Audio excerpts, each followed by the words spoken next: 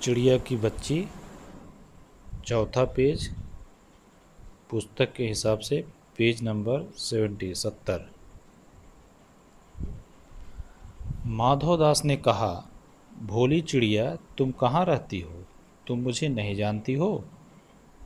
तो जैसा कि पहले से प्रसंग चल रहा था, माधवदास चिड़िया को अपने यहाँ रोकने के लिए अनेक प्रलोभन दे रहा है, रोकने के लिए का एक प्रकार से आग्रह भी कर रहा है और ज़बरदस्ती प्रलोभन भी दे रहा है। उसी क्रम में बात आगे बढ़ रही है।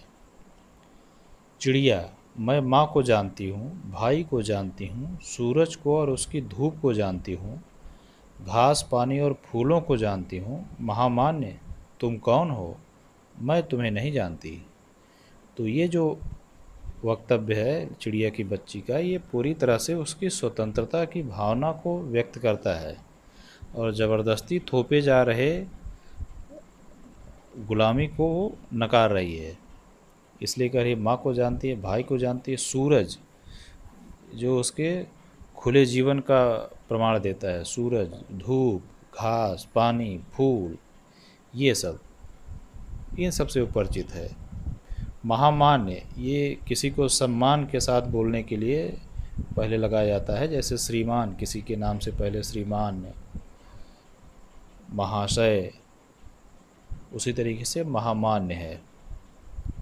ये माधवदास के लिए चिड़िया की बच्ची ने प्रयोग किया है। माधवदास, तुम भोली हो चिड़िया, तुमने मुझे नहीं जाना, तब तुमने कुछ नहीं जाना। मैं ही तो हूँ सेठ माधवदास, मेरे पास क्या नहीं है, जो मांगो मैं वही दे सकता हूँ। इस वक्तव्य में माधवदास का अहंकार व्यक्त हो रहा है दरअसल, कि क्योंकि वो जैसे ये वाक्य जो उसने कहा कि तुमने मुझे नहीं जाना तो तुमने कुछ नहीं जाना, यानी ऐसा वो मान के चल रहा है कि मैं ही सब कुछ हूँ, क्योंकि मैं बहुत धनवान हूँ, धन दौलत वाला हूँ। तो ये माधवदास का अहंकार है, जो अपने आप को सब कुछ मान रहा है। हालांकि वो दुखी है, परेशान है, क्योंकि कोई उसका साथ देने वाला नहीं है, फिर भी उसके अंदर एक अहंकार का भाव है। चिड़िया, पर मेरी तो छोटी सी जात है, यानी मैं छोटी सी चिड़िया हूँ, आपके पास सब कुछ है, तब मुझे जाने दीजिए। यानी जब आपके पास सब कुछ है और मैं एक छोटी सी चिड़िया ठहरी, तो फिर मुझे रोकने का कोई औचित्य नहीं है, इसलिए मुझे जाने दीजिए। माधवदास, चिड़िया तू निरी अनजान है, यानी एकदम से अनजान है। मुझे खुश करोगी तो तुझे माला माल कर सकता हूँ। तो ये प्रलोभन दे रहा है, मेरे साथ रहोगी, मेरा मन बहलाओगी तो मैं तुम्हें माला माल कर दूंगा, धन दौलत से भरपूर कर दूंगा। चिड़िया, तुम सेठ हो, मैं नहीं जानती सेठ क्या होता है, पर सेठ कोई बड़ी बात होती होगी, मैं अनसमझ ठहरी, यानी नासमझ हूँ। माँ मुझे बहुत प्यार करती है, वो मेरी राह देखती होगी, मैं माला माल होकर क्या होंगी? मैं नहीं जानती माला माल किसे कहते हैं, क्या मुझे वह तुम्हारा माला माल होना चाहिए? तो एक प्रकार से वो धन दौलत के लोभ को नकार रही है चिड़िया, इसलिए माला माल का उसके लिए कोई औचित्य, कोई महत्व तो नहीं है, क्योंकि वो तो स्वतंत्र रहने वाली एक पक्षी है। उसके लिए धन दौलत का क्या औचित्य, धन दौलत की क्या उपयोगिता, इसलिए वो उसको नकार रही है। सेठ, अरे चिड़िया, तुझे बुद्धि नहीं है, तू सोना नहीं जानती, सोना, सोने का प्रलोभन दे रहा है। उसी की जगत को तृष्णा है, उसी सोने को इस संसार की तृष्णा, तृष्णा मतलब चाहत है, यानी संसार का हर व्यक्ति, हर प्राणी सोने की मांग करता है, सबको सोना चाहिए। वह सोना मेरे पास ढेर का ढेर है, बहुत ज़्यादा है, तेरा घर समूचा सोने का होगा, ऐसा पिंजरा बनवाऊंगा कि कहीं दुनिया में न होगा, ऐसे कि तू देखती रह जाए, तू उसके भीतर थिरक फुदक कर मुझे खुश करियो, यानी उछल कूद कर मुझे खुश करना, तेरा भाग्य खुल जाएगा, तेरे पानी पीने की कटोरी भी सोने को होगी। तो प्रलोभन ही है सब, यानी सबको सोने से भर देंगे, कह रहा है।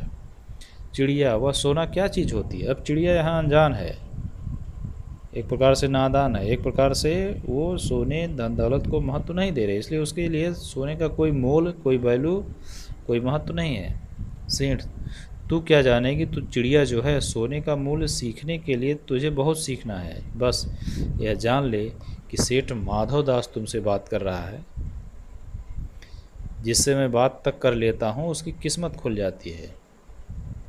तो भी जग का हाल नहीं जानती। तो यहाँ भी माधवदास का अहंकार ही है कि बस यह जान ले कि तू सेठ माधवदास से बात कर रही है, जिससे मैं बात कर लेता हूँ उसकी किस्मत खुल जाती है। ये सब उसका अहंकार है, उसका घमंड है अपने धन दौलत के ऊपर। इसलिए आगे कह रहा है कि मेरी कोठियों पर कोठियाँ हैं, बगीचों पर बगीचे हैं। कोठियों पर कोठियाँ से मतलब बहुत कई कोठियाँ, बगीचों पर बगीचे से मतलब कई बगीचे हैं। ऐसा नहीं कि कोठी के ऊपर कोठी बनी है और बगीचा के ऊपर बगीचा बन गया, ऐसा नहीं है, बल्कि कई कोठियाँ और कई बगीचे हैं, ये कहना चाह रहा है। दास दासियों की संख्या नहीं है। तो दास दासियों की संख्या नहीं है इसका मतलब दास दासियों की संख्या इतनी अधिक है कि उनको गिना नहीं जा सकता। ये हम लोग अगले पेज पर पहुंच गए हैं, पेज नंबर 71 यानी 5वां पेज। दास दासियों की संख्या नहीं, बहुत अधिक दास दासियाँ हैं। पर तुझसे मेरा चित्त प्रसन्न हुआ है, यानी माधवदास कर रहा है कि चिड़िया तुमको देख करके मैं प्रसन्न हुआ हूँ, मेरे पास और कोई कमी नहीं है, मैं तुझे देखकर प्रसन्न हुआ हूँ, इसलिए मैं तुझे अपने पास रखने के लिए कह रहा हूँ, रुकने के लिए कह रहा हूँ। ऐसा वरदान कब किसी को मिलता है? री चिड़िया तू इस बात को समझती क्यों नहीं? ऐसा वरदान किसी को नहीं मिलता, यानी ऐसा मौका किसी को नहीं मिलता कि जिससे हम प्रसन्न हों और अपने पास रहने का मौका दें। इसलिए चिड़िया तू उसे समझो और मेरे पास रुको, ये कहना चाह रहा है। चिड़िया सेठ मैं नादान हूँ, मैं कुछ समझती नहीं, पर मुझे देर हो रही है, मेरी माँ बाट देखती होगी। कुल मिला के सारे प्रलोभन व्यर्थ हैं माधवदास के। धन दौलत का सारा प्रयास, दिखावा का सारा प्रयास उसका बेकार जा रहा है। सेठ ठहर ठहर, इस अपने पास के फूल को तूने देखा? यह एक है, ऐसे अनगिनती फूल हैं, यानी ऐसे बहुत सारे फूल हैं जिनकी गिनती न की जा सके, उसको अनगिनती कहते हैं। अब यहाँ दूसरे तरीके का प्रलोभन सेठ जी दे रहे हैं। पहले तो सोने का प्रलोभन दिया, धन दौलत का, अब प्राकृतिक बाग बगीचे का प्रलोभन देना शुरू कर रहे हैं। करें कि ऐसे अनगिनती फूल मेरे बगीचे में हैं, वे भांति भांति के रंग के हैं, तरह तरह की उनकी खुशबू है। चिड़िया तैने मेरा चित्त प्रसन्न किया है, यानी तुमने मेरा मन प्रसन्न किया है, और वे सब फूल तेरे लिए खिला करेंगे। वहाँ घोंसले में तेरी माँ है, पर माँ क्या है? इस बहार के सामने तेरी माँ क्या है? वहाँ तेरे घोंसले में कुछ भी तो नहीं है।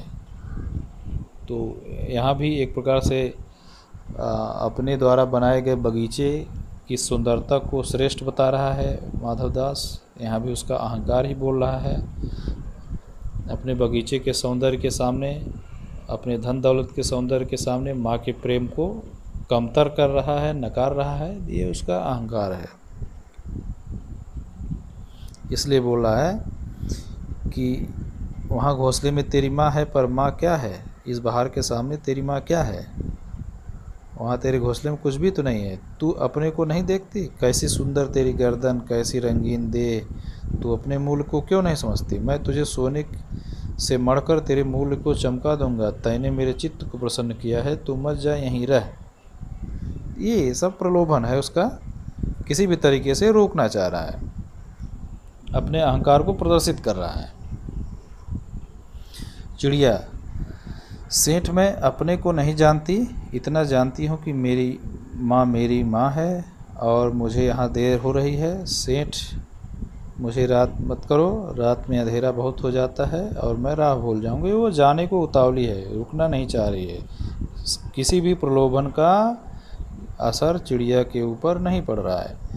यह कहने के साथ ही सेठ ने एक बटन दबा दिया। अब जब सेठ का कोई बस नहीं चला, कोई प्रलोभन नहीं काम आया, तो उसने दूसरा उपाय निकाला है चिड़िया को रोकने का, पकड़ने का। धन दौलत का लालच दिखा दिया, सोने का लालच दिखा दिया, बाग बगीचे का लालच दिखा गया, चिड़िया रुकने का नाम नहीं ले रही है। तो अब उसने एक अलग उपाय निकाला है और ज़बरदस्ती पकड़ना चाह रहा है। इसलिए एक बटन दबा दिया। उसके दबने से दूर कोठी के अंदर आवाज़ हुई, जिसे सुनकर एक दास यानी उनका एक नौकर झटपट बाहर आया। यह सब क्षण भर में हो गया। चिड़िया कुछ भी नहीं समझी, बहुत जल्दी में कर दिया चुपके से। इधर बातों में वो उलझाए हुए है और उधर से पकड़ना चाह रहा है। सेठ कहते रहे, इसलिए अपनी बात को जारी रखे हुए। तुम अभी माँ के पास जाओ, माँ बाट देखती होगी, पर कल आओगी ना, कल आना, परसों आना, रोज़ आना। अब इस तरीके से उसे थोड़े छूट दे रहा है और सेंट ये दिखाने की कोशिश कर रहा है कि देखो हम तुम्हें जाने दे रहे हैं, वास्तव में वो उलझा रहा है अपनी बातों में ताकि नौकर उसे पकड़ सके।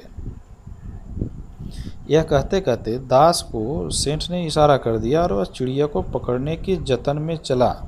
पकड़ने के जतन में चला यानी पकड़ने के प्रयास में, उपाय में आगे बढ़ा। सेठ कहते रहे, वो अपनी बात में उलझाए हुए हैं सेठ। सच तुम बड़ी सुंदर लगती हो, तुम्हारे भाई बहन हैं? कितने भाई बहन हैं? तो ये सब बातों में उलझाने का है। चिड़िया थोड़ी उलझी भी है। चिड़िया, 2 बहन 1 भाई, पर मुझे देर हो रही है। वो जाने की उतावली है लेकिन अनुमति नहीं मिले, एक प्रकार से वो बातों में उलझाए हुए है सेठ, इसलिए जा नहीं पा रही है। हाँ हाँ जाना, अभी तो उजेला है। उजेला मतलब उजाला है। 2 बहन 1 भाई हैं, बड़ी अच्छी बात है। पर चिड़िया के मन के भीतर जाने क्यों चैन नहीं था। वह चौकन्नी हो चारों ओर देखती थी। उसने कहा, सेठ मुझे देर हो रही है। सेठ ने कहा, देर अभी कहाँ, अभी उजेला है मेरी प्यारी चिड़िया। तुम अपने घर का इतने और हाल सुनाओ, भय मत करो। चिड़िया ने कहा, सेठ मुझे डर लगता है, माँ मेरी दूर है, रात हो जाएगी तो राह नहीं सूझेगी। तो यहाँ क्योंकि पकड़ना चाह रहा है इसलिए बातों में उलझाए हुए है चिड़िया को सेठ माधवदास। इतने में चिड़िया को बोध हुआ, यानी उसे आभास हुआ, उसे ज्ञान हुआ कि जैसे एक कठोर स्पर्श उसके देह को छू गया। क्या था वो? नौकर पीछे से चिड़िया की बच्ची को पकड़ना चाहा। सामने से खड़ा होकर के सेठ माधवदास उसे बातों में उलझाए हुए, उसका ध्यान अपनी तरफ आकृष्ट किए हुए, और पीछे से नौकर उसे पकड़ना चाहा। तो वही है कठोर स्पर्श, छुअन, उसके देह को छू गया। वह चीख देकर चिचियाई और एकदम उड़ी, यानी जैसे उसे लगा कि कोई उसे पकड़ना चाह रहा है, वो आवाज़ करते हुए उड़ गई। नौकर के फैले हुए पंजे में वह आकर भी ना आ सकी, यानी नौकर का हाथ लगभग पहुंच गया था, पकड़ने ही वाला था, तब तक वो निकल गई। तब वह उड़ती हुई एक सांस में माँ के पास गई और माँ की गोद में गिरकर सुबकने लगी, ओ माँ, ओ माँ। एक सांस में उड़ के जाना मतलब लगातार उड़ती रहे, ऐसा नहीं कि सांस रोका और वहाँ जाके सांस फिर लिया, ऐसा नहीं है। एक सांस में माँ के पास गई से मतलब वहाँ से सेठ माधवदास के पास से जब उड़ी है तो सीधा जा कर के माँ के पास रुकी है। अंतिम पेज में माँ ने बच्ची को छाती से चिपटा कर पूछा, क्या है मेरी बच्ची, क्या है? पर बच्ची कांप कर माँ की छाती से और चिपक गई। बोली कुछ नहीं, बस सुबकती रही, ओ माँ, ओ माँ। बड़ी देर में उसे ढांढस बंधा, यानी उसकी हिम्मत बंधी, और तब वह पलक मीच कर छाती में ही चिपक कर सोई, जैसे अब पलक न खोलेगी। तो इस प्रकार कहानी समाप्त होती है। और कहानी में हमने ये देखा कि सेठ माधवदास का अहंकार, उसके धन दौलत का घमंड सब धरा का धरा रह जाता है। उसका कोई भी प्रभाव चिड़िया की बच्ची के ऊपर नहीं पड़ता है। दूसरा, चिड़िया की बच्ची अपने स्वतंत्रता को महत्व देती है, अपने नैसर्गिक प्राकृतिक जीवन को महत्व देती है, न कि धन दौलत वाले कृत्रिम जीवन को, गुलामी भरे जीवन को, जो कि हम सभी को ऐसा ही करना चाहिए। हमें धन दौलत का या किसी का गुलाम नहीं बनना चाहिए। हमें अपना स्वतंत्र प्राकृतिक नैसर्गिक जीवन जीना चाहिए।